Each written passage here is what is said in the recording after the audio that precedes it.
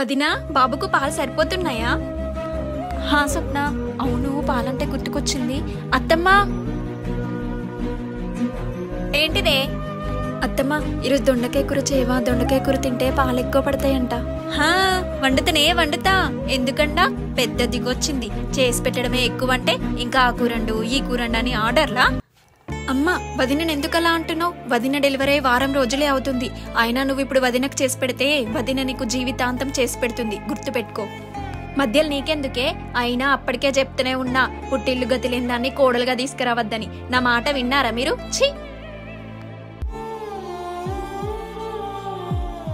నువ్వేం బాధపడద్దు వదినా, అమ్మేదో కోపంలో అని ఉంటదిలే.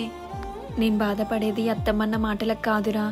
ఈ టైంలో మా అమ్మ ఉండుంటే నేను ఎంచక్క మా పుట్టింట్లో ఉండేదాన్ని. అమ్మ లేదన్న బాధ నేను అమ్మనయ్యాకే ఎక్కువైందిరా. అమ్మ కోపంలో ఎన్ని మాటలన్నా మళ్ళీ నిన్ను చూసుకుంటది వదినా, నువ్వు బాధపడకు. నువ్వు చెప్పింది నిజమేరా. అత్తమ్మ ఇప్పుడు నాకు చేసి పెట్టినా తన మనసులో జీవితాంతం పుట్టిల్లు లేని కోడలు అనే భావన మాత్రం పోదు కదా.